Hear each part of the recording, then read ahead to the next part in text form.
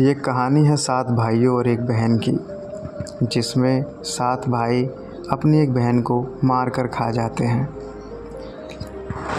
ये कहानी है उस दौर की, उस पुराने दौर की, जहाँ पुरुषों का काम बाहर जाकर शिकार करना होता था और उसी शिकार से अपने घर का जीवन यापन करना होता था। एक गांव में एक परिवार रहता था, जिसमें माता पिता के साथ 7 भाई और एक बहन भी थे। माता पिता की मृत्यु हो जाती है और मृत्यु होने के बाद भाई अपनी जिम्मेदारी जल्दी ही समझ जाते हैं और अपनी जिम्मेदारियों को निभाने लगते हैं। धीरे धीरे दिन गुजरते जाते हैं और 7 भाई और एक बहन होती है, वो सब बड़े हो जाते हैं। ये उस दौर की बात है जब शिकार करने लोग बाहर जाते थे और उसी शिकार से अपना जीवन यापन करते थे। तो इसी प्रकार 7 भाई सुबह जाते थे जंगल की तरफ और वहाँ से शिकार करते थे और शाम को जो शिकार घर लाते थे वो उसे अपनी बहन को दे दिया करते थे। बहन उस शिकार को देखकर बहुत ही खुश होती और शिकार को वही बड़े ही प्यार से और उत्साहपूर्वक बनाती और भोजन बनाने के बाद सभी मिलजुल कर उस भोजन का आनंद उठाते। ऐसे ही दिन बीतते जा रहे थे, जीवन यापन हो रहा था। एक दिन अचानक क्या होता है कि बहन जो होती है वो साग काट रही थी। साग काटते वक्त उसकी एक छोटी उंगली कट जाती है और उसमें से बहुत सारा खून निकलने लगता है। बहन थोड़ी डर जाती है, घबरा जाती है और ये सोचती है कि इस खून को कैसे रोकूं। तभी वो अपना दुपट्टा लेती है और उस खून को रोकने के लिए सोचती है, लेकिन तभी वह रुक जाती है और यह सोचती है कि अगर दुपट्टे पे खून लगा मेरे भाई देखेंगे तो वो समझ जाएंगे और मुझसे पूछेंगे और फिर यह सब जानकर उनको बहुत दुख होगा। इसी बात को सोचकर वह दुपट्टे को रख देती है और अपनी उंगली को दीवार से पोंछने के लिए चलती है, लेकिन फिर से वह रुक जाती है, यह सोचकर कि दीवार पे लगा खून तो मेरे सारे भाई बहुत जल्दी ही देख लेंगे और उनको दुख होगा इस बारे में जानकर। बहुत कुछ समझ में नहीं आने के कारण बहुत सोच विचार के बाद वो जो साग काट रही होती है अपना खून वह उसी साग से पहुँच देती है और साग को बनाने लग जाती है। शाम को जब भाई आते हैं तो वह सबके लिए खाना परोसती है। भाई 7 भाई बहुत ही प्यार से खाना खाते हैं और उसकी साग की बहुत ज़्यादा तारीफ़ करते हैं कि बहन आज आपका साग जो बहुत ज़्यादा स्वादिष्ट लग रहा है, ऐसा साग हमने कभी नहीं खाया। और बहन भी इस पर थोड़ा खुश होती है और अपने घर के काम काजों में लग जाती है। लेकिन 7 भाई अपने इस साग के बारे में चर्चा कर रहे होते हैं कि आज साग में बहुत ज़्यादा स्वाद है। इसी प्रकार अगले दिन 7 भाई शिकार पे जाते हैं, वहाँ पर शिकार करते हैं और दोपहर के वक्त ये चर्चा करते हैं कि कल जो हमने साग खाया था उसमें बहुत ज़्यादा स्वाद था। तो 7 भाई अपनी सहमति देते हैं कि स्वाद बहुत ज़्यादा था, ऐसा साग हमने कभी नहीं खाया। चलो आज चलते हैं और अपनी बहन से पूछते हैं कि साग में ऐसा क्या मिलाया था। तो शाम को जब 7 भाई घर आते हैं तो अपनी बहन से पूछते हैं कि बहन हमें बताइए कि आपने कल जो साग बनाया था उसमें आपने ऐसा क्या मिलाया कि उसमें इतना ज़्यादा स्वाद आ गया। ऐसा स्वादिष्ट खाना हमने कभी नहीं खाया। वह अपनी बहन की पाक कला की तारीफ़ कर रहे थे और साग की भी तारीफ़ करते हुए उसका उत्साह बढ़ा रहे थे, लेकिन वह यह जानना चाहते थे कि आखिरकार उसने साग में क्या मिलाया। लेकिन बहन कुछ ना बताते हुए वही कहती है कि भैया मैं तो रोज़ी की तरह खाना पकाती हूँ, मैंने कुछ अलग से कुछ नहीं मिलाया। यह सुनकर सभी भाई हामी भरते हैं और अपना भोजन करते हैं और आराम करते हैं। अगले दिन फिर से जब वो शिकार पर जाते हैं और दोपहर के वक्त फिर से सभी भाई बात करते हैं कि आज तो हम बहन से पूछ कर ही रहेंगे कि उसने साग में क्या मिलाया कि वो इतना स्वादिष्ट साग लग रहा था। शाम होती है, 7 भाई घर आते हैं। बहन उनकी हर रोज़ की तरह उनके सामने खाना पकाती है, खाना उनके सामने परोसती है और उनको खिलाती है। तभी वह उस खाने की तारीफ़ करने के साथ साथ उस साग की भी तारीफ़ करते हैं कि बहन तुम खाना बहुत अच्छा बनाती हो, स्वादिष्ट बनाती हो, लेकिन हमें ये बताइए कि आपने साग में क्या मिलाया था कि वह सबसे ज़्यादा स्वादिष्ट था। इतने में ही बड़ा भाई अपनी बहन को अपनी कसम देते हुए बोलता है कि बहन आपको मेरी कसम है, आज तो आपको बताना ही पड़ेगा कि आपने साग में क्या मिलाया। भाई की कसम सुनकर बहन बताने को मजबूर हो जाती है और कहती है कि भैया आपको जानकर दुख होगा, लेकिन मेरी छोटी उंगली कट गई थी जब मैं साग काट रही थी और उसी खून की कुछ बूंदें मैंने साग से पहुँच दी। शायद इसी की वजह से आपको इसमें कुछ अलग स्वाद आ रहा होगा और आपको थोड़ा स्वादिष्ट लग सकता है, क्योंकि हम डेली शिकार ही खाते हैं। यह सुनकर सातों भाई थोड़ा अचंभित हुए और अपना खाना खाने लगे और खाना खाते समय वह ये बात करने लगे कि जब हमारी बहन की खून की कुछ बूंदों में इतना स्वाद है तो इसके मांस में कितना स्वाद होगा। बहन अंदर थी तो यह बात सुन नहीं पाई और अगले दिन जब वे शिकार पर जाते हैं तो दोपहर में सारे भाई एक साथ इकट्ठे बैठते हैं और एक बात करते हैं कि भाइयों कि हमारी बहन की कुछ बूंदों से साग का जो स्वाद था वो इतना बढ़ गया, तो हमारी बहन के मांस में कितना स्वाद होगा। यह सुनकर सातों भाई सहमति देते हैं, लेकिन उनमें से बड़ा भाई बोलता है कि मेरे पास एक योजना है कि हम अपनी बहन को कहीं दूर एकांत में ले जाकर उसको मार देते हैं और उसका जो मांस है उसको हम सब भाई मिलकर खाएंगे, जो कि बहुत स्वादिष्ट होगा और हमें ऐसा करना चाहिए। इनमें से 6 भाई अपनी सहमति देते हैं, लेकिन 7वां भाई उस सहमति के लिए राज़ी नहीं था, लेकिन वो अकेला था। वो यह सोचता था कि इससे 6 भाई एक साथ एक तरफ हैं और मैं अकेला एक तरफ, अगर मैंने इनका सहमति नहीं दी तो ये मुझे भी मार देंगे। इसी डर से वह उनकी हाँ में हाँ मिलाता है, लेकिन वह अंदर से बहुत दुखी होता है। तभी शाम को सातों भाई घर आते हैं और रोज़ाना की तरह ही खाना खाते हैं। तो तभी वह एक बड़ा भाई अपनी बहन से कहता है कि बहन हमने तुम्हारे लिए एक रिश्ता देखा है, कल हम उसका घर देखने जाएंगे और तुम भी सच सवर कर हमारे साथ चलना। तुम भी अपनी ससुराल देख लो कि कैसी है। लड़की ससुराल का नाम सुनकर, विवाह का नाम सुनकर बहुत ज़्यादा उत्साह से भर जाती है और अगले दिन खुशी खुशी सच सवर कर उनके साथ चल देती है। साथ चलने के बाद धीरे धीरे काफ़ी देर हो जाती है। वो उस घाट पर जाते हैं जहाँ उन्होंने भाइयों ने पहले से एक घाट बनाया हुआ था। मेरा ससुराल जो भाई थे उन्होंने एक बांस का घाट बनाया था। ये सब योजना को हुए बताता है कि जो वह घाट है वही उसका ससुराल है और वो थोड़ी देर में घाट पर पहुंच जाते हैं।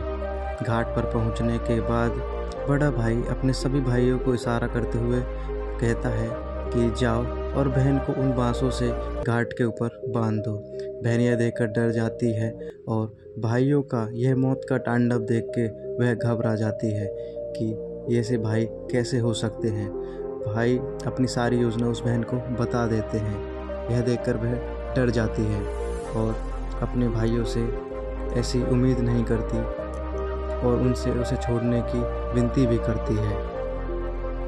सभी भाई उस पर अपने धनुष बाण लेकर निशाना लगाते हैं और तभी बहन भगवान से प्रार्थना करते हुए भाइयों से कहती है लक्ष्य बांधो छाती पर, लक्ष्य तुम बांध ना पाओगे, बांध जाएगा जंगल में, तुम बांध रोक ना पाओगे। और यही कहकर वह ईश्वर से प्रार्थना करने लगती है।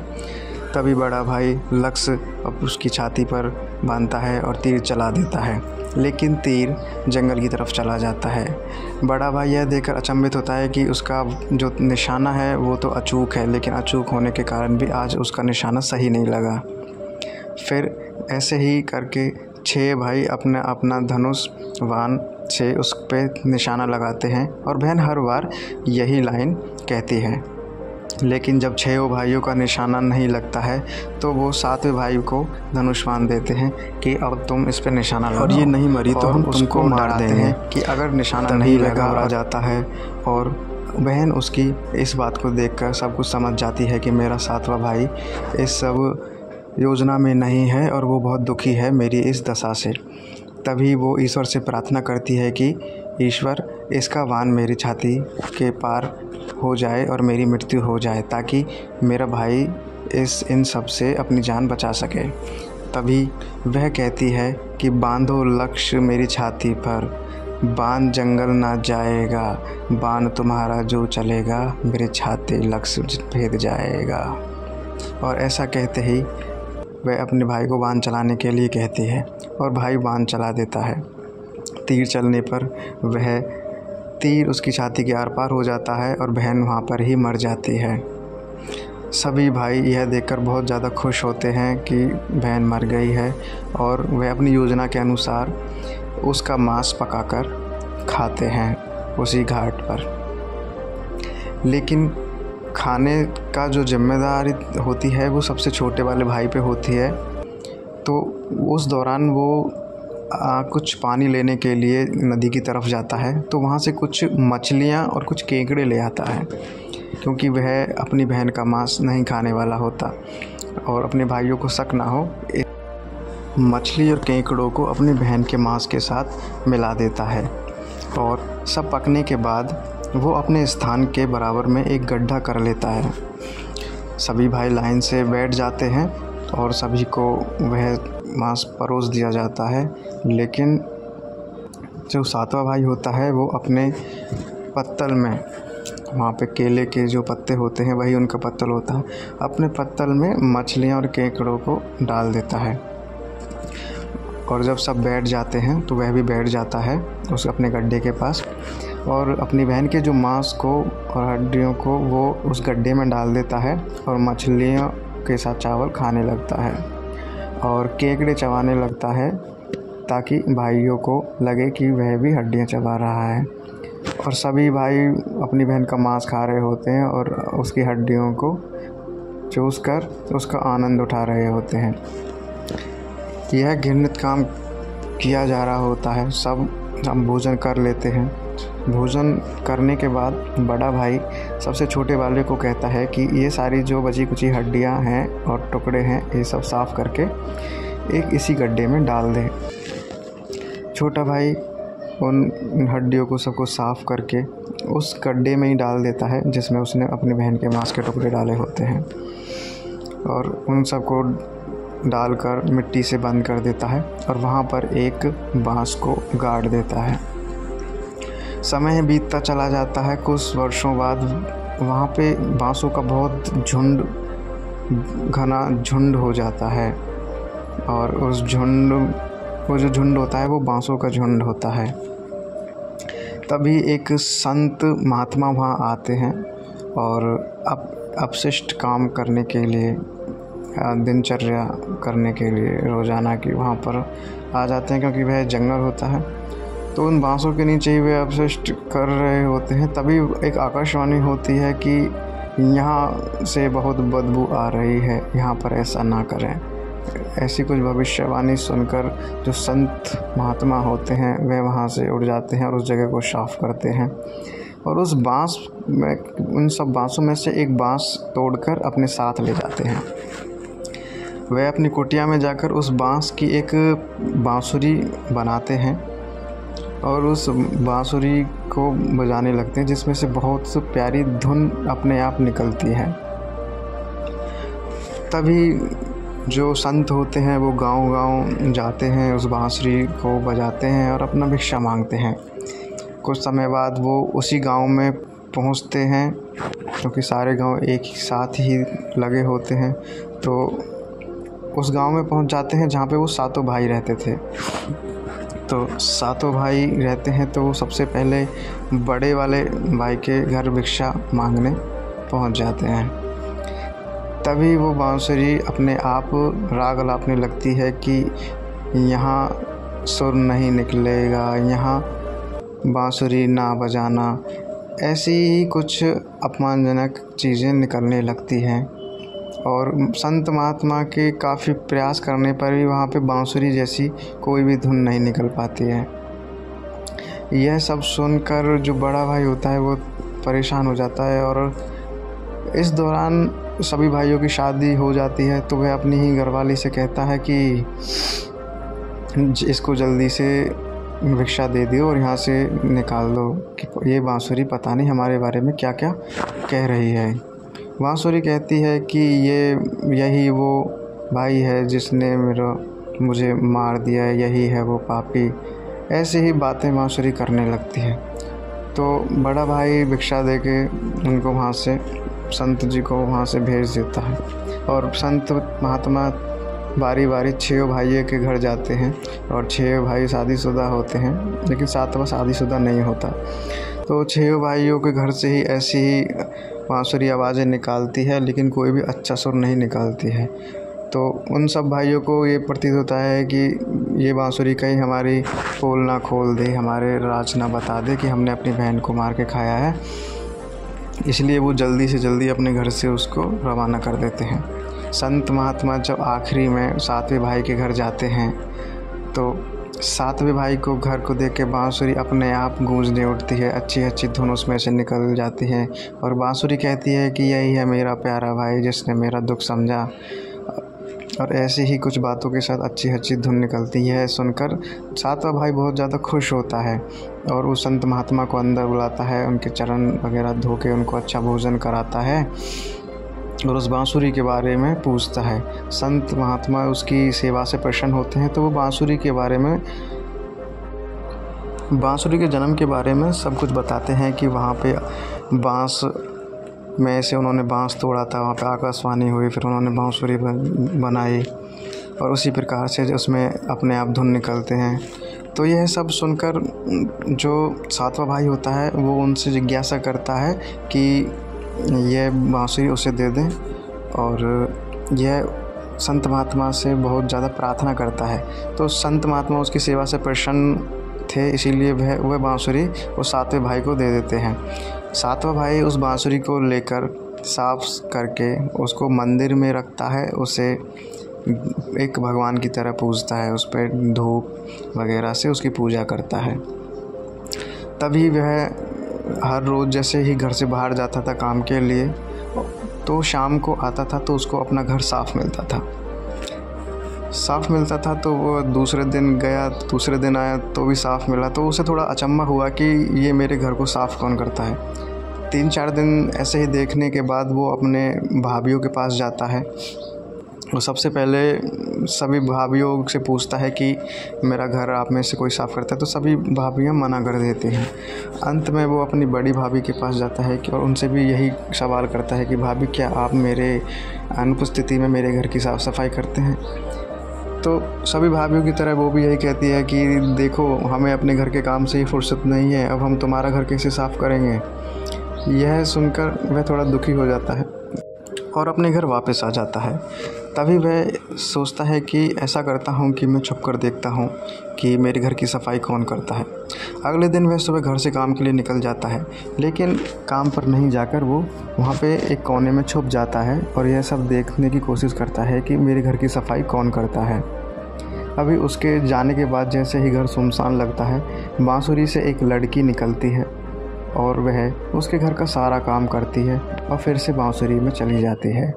यह देखकर भाई अचंभित हो जाता है, जो सबसे छोटा वाला भाई होता है, और वह यह सब बात अपनी बड़ी भाभी के पास जाकर रखता है।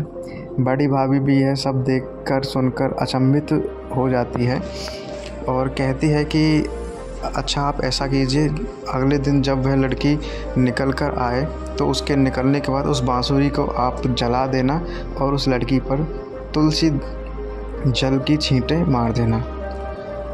तभी वह अगले दिन से ऐसा ही करता है, घर से काम के लिए निकल जाता है और छुप जाता है एक कोने में। तभी बांसुरी से जैसे ही लड़की निकलती है और उसका घर का काम करने लगती है, तभी वह चुपचाप जाके उस बांसुरी को जला देता है और उस लड़की पर तुलसी दल की पवित्र छींटें मार देता है। जैसे ही छींटें पवित्र जल की उस लड़की पर पड़ती है, वह लड़की मानव रूप धारण कर लेती है। यह देखकर वह लड़का अचंभित हो जाता है कि जो मानव रूप में लड़की है वह उसकी वही बहन है जिसकी हत्या उससे हो गई थी और सभी भाइयों ने उसको मारकर खा लिया था। अपनी बहन को जीवित देखकर वह बहुत खुश हो जाता है और अपनी बहन से गले लग जाता है। दोनों बहन भाई इसी प्रकार से अपने आपस में उत्साहपूर्वक और खुशी से मिलने लगते हैं और इसी प्रकार दोनों भाई बहन उस घर में खुशहाली से रहने लगते हैं। यह कहानी यहीं समाप्त होती है। अगर आपको यह कहानी अच्छी लगी है तो इस चैनल को सब्सक्राइब कर दें, वीडियो को लाइक कर दें और इस कहानी के बारे में आपकी जो भी राय है आप उसे कमेंट सेक्शन में ज़रूर बताएं।